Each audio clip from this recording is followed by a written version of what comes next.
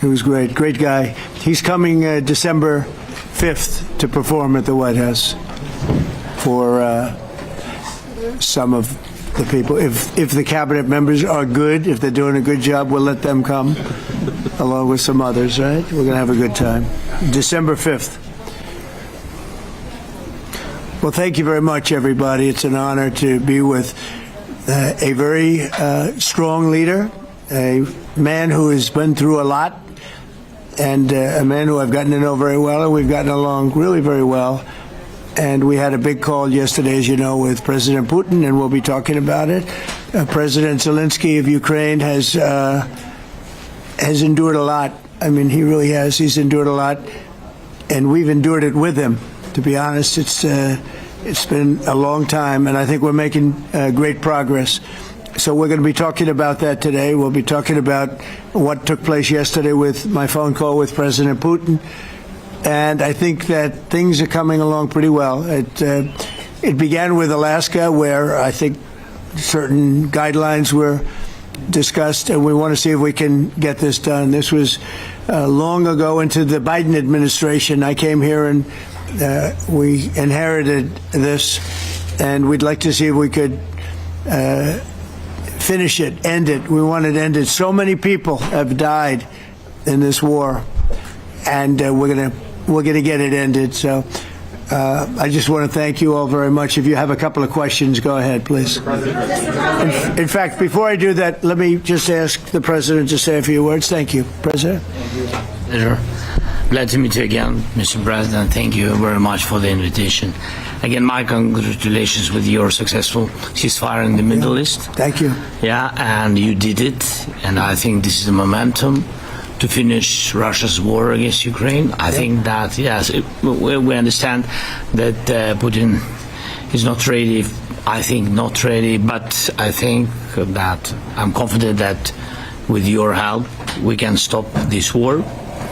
And we really need it. We see that they don't have successful steps on the battlefield, and it's good. I think that their army is weak now, but a lot of losses. They have a lot of losses and in economy and people, and I think this is a very important moment. And I wanted to thank you, Mr. President, after our phone calls.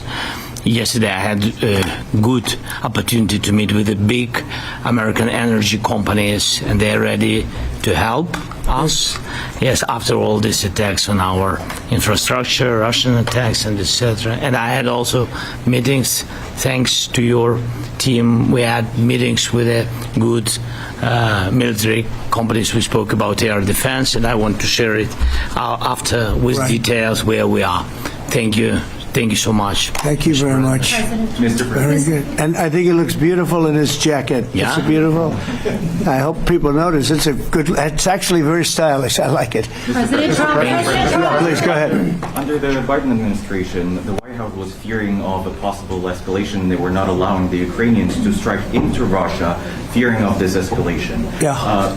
Would your administration allow Ukrainians to strike deep into Russia? We're going to be talking about that. That's something we'll be talking about. You're right. It's an escalation, but we'll be talking about that. Mr. President. Will President Zelensky join you in Hungary to meet President Putin? Because it's a leader that we like. We like Viktor Orban. He likes him. I like him. It's a country that's a safe country. Done a very good job. He's been a very good leader in the sense of running his country. He doesn't have a lot of the problems that other countries have. And so we've decided that we'll be going to be with Viktor Orban, and I think he'll be a very good host. President Trump. President Trump. President Trump. Right here. It's President Trump. Hungary, yeah. We're doing Hungary, yeah. With Putin. Trilateral meeting, or is it just you and Putin? To be determined, but I would say most likely it's going to be a double meeting. It'll be a double meeting, but we will have the President, Zelensky, in touch. There's a lot of bad blood with the two presidents, and I'm not speaking out of turn when I say it. It's a very difficult situation.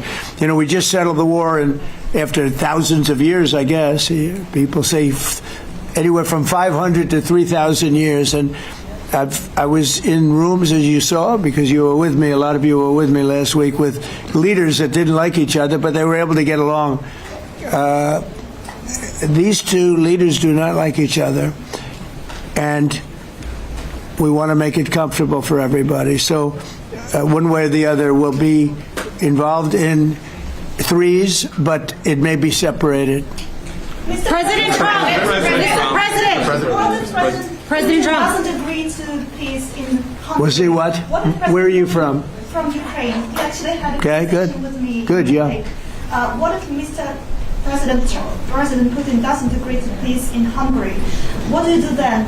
Do you have? Well, let's see what happens. I mean, what if? I think he will. I think that President Putin wants to end the war, or I wouldn't be talking this way. I think he wants to end the war. I spoke to him yesterday for 2.5 hours. We went through a lot of details. He wants to get it ended. I think that President Zelensky wants to get it ended. Now we have to get it done. President Trump, Kara Castronova from Lindell TV. And although I love asking you questions, today my question is for President Zelensky Sure. of Ukraine. Go ahead, please. Thank you. Our President Zelensky, President Trump, just brokered a peace deal in the Middle East that all Americans, both sides of the aisle, are very proud of. But to meet that deal, both sides had to make concessions. Our president has stuck out his neck in many ways to make a peace deal for your war as well. What specific concessions are you willing to make to end this war with Russia? Will you give up joining NATO? Americans have foreign war fatigue, and our president, as he said, we need our tomahawks too. To me. Yes, you, Okay. President Zelensky. Thank you What very much. concessions will you That's some question. Right? So many questions in one.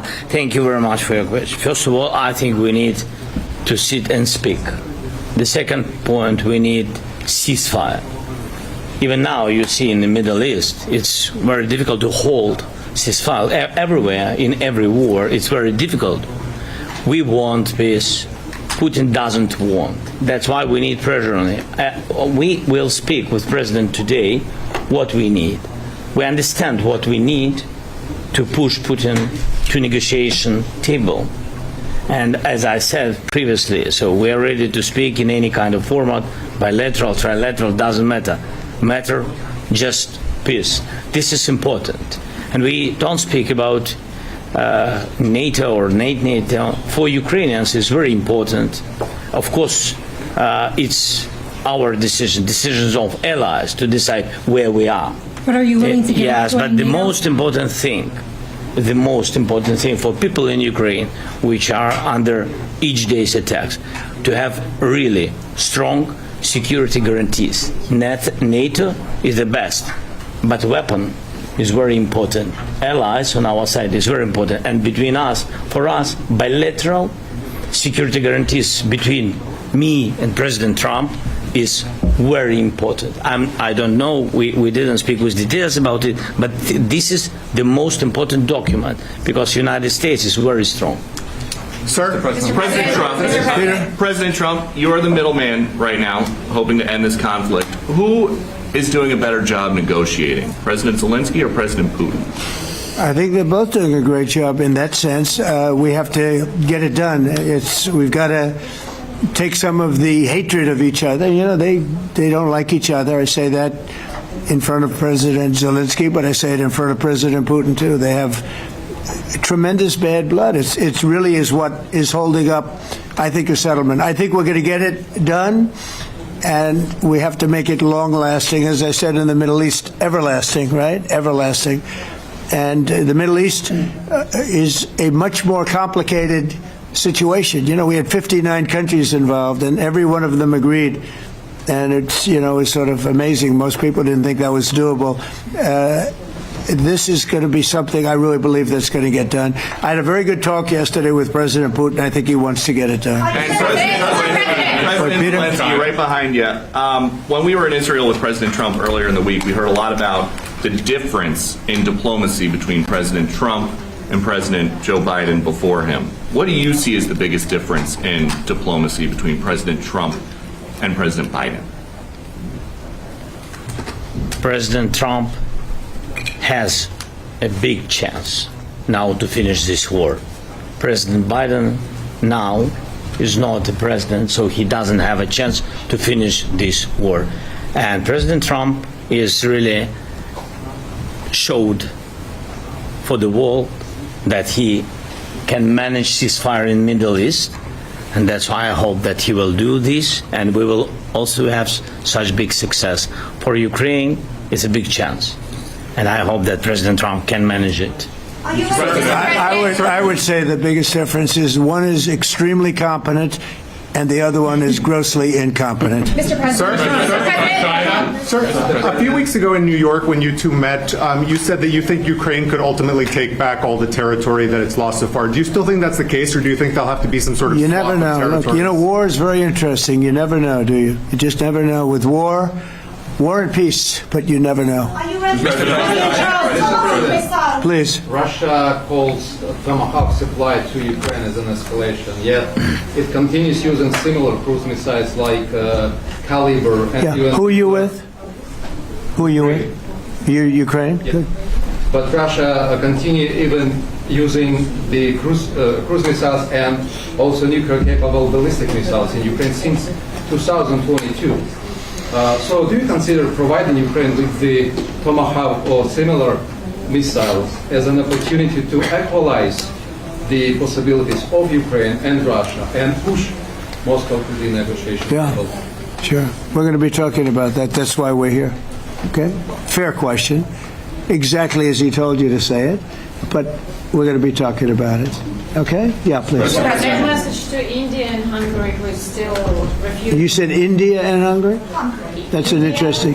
And Hungary. India and Hungary. To It's an interesting combination. refuse to stop buying Russian oil.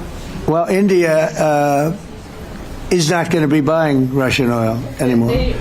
And Hungary is sort of stuck because they have one pipeline that's been there for years and years and years, and they're inland. They don't have sea. They don't have sea. And I spoke with the very great leader of Hungary, and they are, it's very hard for them to get oil. I understand it.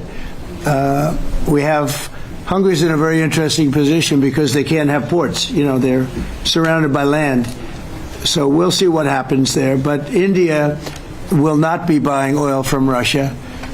And they've already de-escalated, and they've more or less stopped. They're pulling back.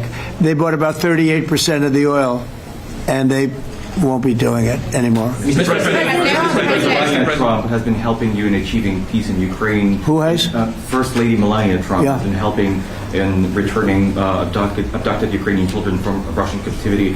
President Zelensky, do you appreciate those efforts? How do you assess them? And did you ask her to step in and to help you? No, she wanted to do it. She felt very strongly about the children, and she's done a really good job, I think, in bringing it to the fore. We have a lot of children involved. Now, it's some people say it's 20,000 and some people say it's 300.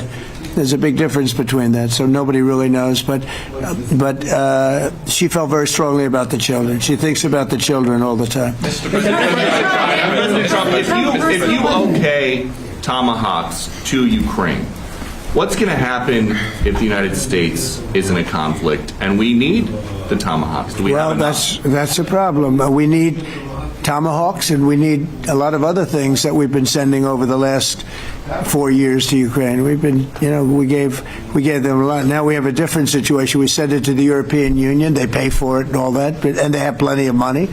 But it's beyond the money. We need Tomahawks, or we need a lot of other weapons that we're sending to Ukraine. One of the reasons we want to get this war over is exactly that. It's not easy for us to give. You're talking about massive numbers of very powerful weapons. So that's one of the things we'll be talking about. Hopefully they won't need it. Hopefully we'll be able to get the war over with without thinking about Tomahawks. I think we're fairly close to that. Yeah, go ahead. Can I say, Yeah, please. Just to understand. So for today, of course, we want to finish this war, but the war is another technological war. You don't use just Tomahawks. If you want to target a military goal, you need thousands of drones. It goes together with such missiles. Ukraine has such thousands of our production drones, but we don't have Tomahawks. That's why we need Tomahawks. But the United States is a very strong production, and the United States has Tomahawks and other missiles, very strong missiles. But they can have our thousands of drones. That's why where we can work together, where we can strengthen American production. And so just so that I understand, so you're suggesting kind of a trade. If President Trump okays Tomahawk missiles to help you launch... Yes, it's about Russia, military goals. It's only about military goals. Right, but then you would authorize some kind of an exchange where... Yes, of course. The US yes, we have proposition. Yeah, we have big proposition with our drones. President Trump, I don't mean to be brokering an arms deal here, but is that something that you would be interested in, Ukrainian drones? We are, yeah, we would. We have a lot of drones right now. We build our own drones, but we also buy drones from others, and they make a very good drone. I mean, drone warfare has really come to the fore over the last couple of years because of this war. I will say, there's nothing like the jets. You know, we knocked out a lot of drones in Israel. We were knocking them out for Israel, and we were doing it with extremely fast and powerful jets, following the drones and knocking the hell out of them. So, you know, we know a lot about the drones, and we know a lot about the great jets, the great ones. The ones, well, and the B-52s, which were totally they were stealth. They were undetectable. So we have a lot of different weapons. And, you know, I have an obligation also, though, to make sure that we're completely stocked up as a country, because you never know what's going to happen. In war and peace, right? You never know what's going to happen. So we're going to be talking about Tomahawks, and would much rather have them not need Tomahawks. Would much rather have the war be over, to be honest, because, you know, we're in it to get the war over. We're selling a lot of different types of weapon, as you know, to the European Union. We're not in it for that. We're in it to get it over. We're losing thousands of people a week. Thousands of people, Russian, Ukrainian, and mostly soldiers. I mean, mostly soldiers. But we're in it to see that end. And if we can end quickly, and I think we can. I mean, I had a very good talk yesterday. We're going to be talking about it. But I had a very productive talk yesterday with President Putin. We'll see what happens. But the war in the Middle East was far more complicated. We got that one done. And I think we have a good chance. I think President Zelensky wants it done, and I think President Putin wants it done. Now all they have to do is get along a little bit. Can you give us an update on the trade negotiations with China, or perhaps Secretary Bessent? Yeah, I will, and I'm going to let Scott do that. But I think we're doing very well. I think we're getting along with China. China would like to have something as of this moment. We'll be meeting in a couple of weeks. We'll be meeting in South Korea. You think myself will go forward? I think so. It looks like it's going forward. I think so. They want to meet. We like to meet. I have a very good relationship with President Xi, and we're going to see what happens. But, you know, for years we were taken advantage of by China very badly. We were losing hundreds of billions of dollars a year to China. We really built their military, if you think about it. The kind of money that presidents allowed to be lost to China was just insane. And then when I came into office, as you know, I put very severe tariffs. So we took in hundreds of billions of dollars in my first term from China. Biden let that go because it was so much. He let it continue, but he gave all sorts of exceptions. And by the time you looked at it, Scott, I would say it wasn't the same thing. He would give an exception for anything. If you got up and went out to dinner, he'd give you an exception. So it wasn't the same thing. But I put on very serious tariffs. So we took in hundreds of billions of dollars. And then I left office. The election was rigged. I left office, and that was the story. Now I come back. And we are in a very strong position because of tariffs. We're in a very powerful position because of the fact that we have tariffs. If we didn't have tariffs, we would be in a very weak position. We would be in a weakened state. But with tariffs, we've made hundreds of billions of dollars, not only from China, but from others. and China wants to talk, and we like talking to China. So we have a very good relationship, and we're going to be meeting in South Korea a couple of weeks. And I just got back from a long trip. I'm going on another long trip. And Scott, you want to say a few words on that, please? Yes, sir. So the entire relationship stems from the great perspective the two leaders have for each other. China did a substantial, unprovoked escalation last week. We were unable to get in touch with them since then. It's been IMF World Bank Week. They have had working level people here who there have been meetings. The Vice Premier, who is my counterpart, and I will be speaking this evening at around 8:30, 9 o'clock. And then he and I and a delegation will meet in Malaysia probably a week from tomorrow to prepare for the two presidents to meet. So I think that things have de-escalated. We hope that China will show the respect that we have shown them.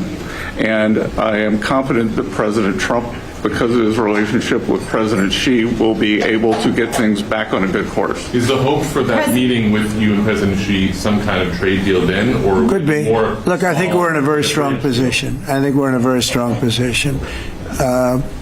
We're getting, as you know, as of November 1st, I could move it up if I wanted, a 100% tariff over and above what we get now. So that would make it about 157%. And China doesn't want that, and they want to talk, and we're talking. And I think we'll make a deal that will be good for both. I think we will do something. But you have to understand, we never got anything from China. It was a one-way street. For many years, for decades, it was a one-way street. And they became rich because of the United States. And frankly, presidents that, let's be nice, they didn't know. They just didn't know. They didn't understand what was happening to them. But I understood it. I understood it long before I ran for politics. I used to watch in amazement at how stupid our country was, how stupid they were. And we're not stupid anymore. And that includes with the European Union. That includes with Japan and South Korea. All we want to do is be treated fairly. But the fairly is hundreds of billions and even trillions of dollars coming into the United States. And it's our national security is secure because of tariffs. If we didn't have tariffs, we would have no national security. So it's very important. Will you seek China's help in ending the war in Ukraine? Do you need them to put pressure on Russia? I'll be discussing that, but I'd love to see it ended before that. I think we have a chance of ending the war quickly if flexibility is shown on behalf. And again, we're not losing people. The United States is not. We're not losing people. We're not spending money. We're getting paid for the, ammunition and missiles and everything else that we're sending to the European Union, but to NATO. But it's very similar. If you look at the countries, it's very similar. And we just made a very fair trade deal with the European Union. And what we wanted, and we made a very good deal with NATO too. They pay for all of this. That's not what we're in this for. We're in it to save thousands of lives every week. Thousands and thousands of lives. That's why we're in it. And I think we have a very good chance of bringing this war to a conclusion. President, and your cabinet has done honestly an excellent job. I think that a lot of people could agree to that. Thank you. I'm speaking as someone who lost my father in a war, so I know the human cost.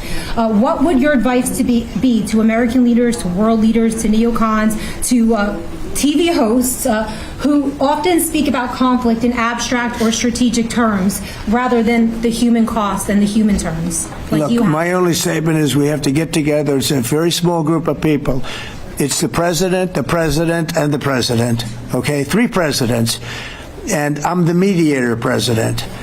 And I'm mediating not an easy situation. It should be easy, but it's a lot easier when people understand each other and when they get together and when they like each other. We don't necessarily have that situation as far as like is concerned. Maybe it can turn around. Maybe it can. But in the meantime, we'll have them keep a little bit of distance, and we're going to see if we can get it done. This is number 9, okay? This will be number 9 for me. I've solved 8, including the Middle East. I've solved 8. This, I thought, would have been among the easiest we solved. President Putin mentioned yesterday Armenia, all of the different wars. He said it was amazing but the big one that he was surprised that we were able to settle was the Middle East. He thought it was incredible. He was very generous in that sense. This should be something we're able to settle, and I think we will be able to settle. Yes, sir. On that note, you will go down as the peacemaker, no doubt, and you will resolve this war. Well, we resolved 8 others. It's funny how people say that. If you get this one, every time I do one, they forget about that one. I solved 8 wars. Go to Rwanda and the Congo, talk about India and Pakistan. Look at Thailand. Look at all of the wars that we solved. And every time I solve one, they say, if you solve the next one, you're going to get the Nobel Prize. I didn't get a Nobel Prize. Somebody got it who's a very nice woman. Very nice. I don't know who she is, but she was very generous. So I don't care about all that stuff. I just care about saving lives. But this will be number 9. But every time I solve one, they said, sir, if you solve one more, you're going to be known as a peacekeeper. So to the best of my knowledge, we've never had a president that solved one war. Not one war. Bush started a war. A lot of them start wars, but they don't solve the wars. They don't settle them. And especially when they have nothing to do with us. I guess just about all of these wars had nothing to do with us.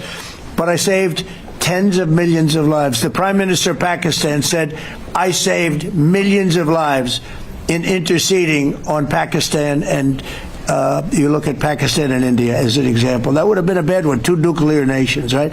So I say this, this is pretty much the last one, although I do understand that Pakistan attacked, or there is an attack going on with Afghanistan. That's an easy one for me to solve if I have to solve it. In the meantime, I have to run the USA, but I love solving wars. You know why? I like stopping people from being killed, and I've saved millions and millions of lives, and I think we're going to have success with this war. Wait, please. President Zelensky, this is your 3rd time over here. Oh. And by the way, you look excellent. Thank you, sir. Thank you. For you, by the way. This is your 3rd time here. How different sitting across from the president is this time versus the 2 previous times here at the White House, and how confident are you hearing the success rate of solving these prior wars that he can get this war solved? First of all, about suit. The same suit because the same president. It's very simple. The next president will have another suit. Yes, about our relations with President Trump, I think we have important dialogues, and I think we begin to understand each other. Yes, and I know that President is briefed very well about situation in the battlefield, and he knows a lot what's going on the battlefield in Ukraine, and I think it really helps when you know a lot of things, a lot of details about one or another war. It helps a lot, but we are still in war, and I hope we can manage. I think it's important. There are some countries that are not meeting their commitment. You pointed out Spain. They said that it's impossible. No, Spain has not come through. No, Spain has not been loyal to NATO. Spain has been, they're the only one. Everyone went up to, as you know, I mean, you were at 2% and they all went up to 5%, but Spain disagreed with that. I think Spain should be reprimanded for that. I think it's very bad that they did that, but that's up to them. That's up to NATO and Spain. They cannot be expelled from NATO. Can they or not? They cannot, according to the treaty, but they also claim that they are protected by the European Union umbrella for trade. Well, the other people, many of the other countries are in the European Union too. They're not complaining, right? President, I can tell you that Putin is serious. That's of interest. Mr. President. Yeah, please go ahead. Thank you, Mr. President. Do you think you can carry the momentum from the Middle East deal over to this deal? And if I do. So, how does that move the needle? Yeah, I do. I think we carry a lot of momentum, a lot of credibility. Getting Middle East done was very important. Nobody thought it could be done. That was one nobody thought could be done, and we got it done. And a lot of that was the big hit that we put on Iran with respect to the nuclear. They took that was an unbelievable military maneuver, the B-2s, and many other planes involved, by the way, but the B-2s. Yeah, I think nobody expected that to happen, and we had 59 countries involved, and these were countries very diverse. You had Arab, Muslim, Jewish. You had every country, Christian. You had every country, and many countries involved, and we got that done, and we got it done pretty swiftly after we set the table properly. We had to set the table properly. This should be one that we get done, and I think the table is set properly here now, too. And it'll be a great honor. It'll be a great honor to get it done. And the Ukrainian people are great, and the Russian people are great. And obviously, they have much in common, as we understand. They have a lot in common. So it'll be a great honor to get it done. On Venezuela, there are survivors from your latest boat strike. What happens to those survivors? Well, I'll ask Marco to discuss that possibly. Yeah, it's well known there's an ongoing narco-terrorist operation the United States has been conducting. As far as details of any recent strikes, we're not prepared here to announce all those details, but you'll get that information here very shortly. And how are there survivors when these are meant to be lethal attacks? Yeah, again, I mean, we're undertaking these operations against narco-terrorists. That's what these are. These are terrorists. Let's be clear. And but as far as the details of any recent operations, when we are prepared to announce those, we will, as the president has consistently done. So you may get something on that later today. Let me ask you. That was in a submarine, right? We attacked a submarine, and that was a drug-carrying submarine built specifically for the transportation of massive amounts of drugs, just so you understand. This was not an innocent group of people. I don't know too many people that have submarines. And that was an attack on a drug-carrying, loaded-up submarine. Yeah. On Putin, is it your belief, as Mr. Zelensky said yesterday, that the threat of tomahawks and costs, as Secretary Hicks put it, is that bringing him to the table, the fact that it's kind of a carrot and stick? I don't know what's bringing him to it. I think he wants to make a deal, that's all. I can't tell you what's bringing him. Sure, that's the threat of that is good, but the threat of that is always there. Tomahawks are very dangerous weapons. They're incredible weapons. If you like warfare, it's one of the most accurate. We hit 30 Tomahawks in Iran after the B-2s did their damage. We sort of gave it a little capper with 30 Tomahawks from a submarine, quite far away actually, but they're an amazing weapon. They're a very powerful weapon, but they're a very dangerous weapon, and it could mean big, escalation. It could mean a lot of bad things can happen. Tomahawks are a big deal. But one thing I have to say, we want Tomahawks also. We don't want to be giving away things that we need to protect our country. We have a very strong country right now. We have a strong military. We have the greatest military in the world. We have the greatest weapons in the world. I want to get this war over. Okay? Putin-Trump tunnel to connect Russia and Alaska. Are you interested? I just heard about it. A tunnel from Russia to Alaska. I just heard about that one. That's an interesting one. We'll have to think about that. I hadn't heard that. We just did a nice road in Alaska that's going to get us to a lot of minerals, and we have a piece of it, a good piece of the ownership because of the fact we made it possible. But this came up yesterday, a tunnel from Russia to Alaska. That's an interesting. What do you think of that, Mr. President? Do you have any ideas? How do you like that idea? I'm not happy with this. I don't think you're going to like it. I don't think he liked it. I don't think he liked it. President Trump, do you think that Vladimir Putin, do you think that Putin's your gut instinct? Well, we had a senator that wanted, remember, from Hawaii, she wanted a tunnel from the mainland to Hawaii, and she said, well, we can't do that, so we're going to build a railroad to Hawaii. Do you remember? She's a current sitting senator, a Democrat. She wants a railroad to go to Hawaii, right?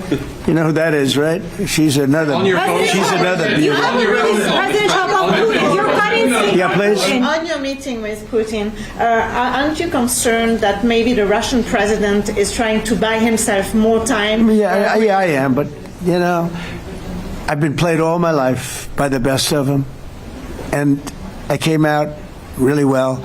So it's possible, yeah, a little time. Is your gut it's all right. instinct But I think that I'm pretty good at this stuff. I think that he wants to make a deal. I made 8 of them. I'm going to make a 9th. I think he wants to make a deal. Do you consider Russia to be a paper tiger? Do you think, judging by the state of its economy, Well, I think that he should have won the war in a week. Yeah, I do think.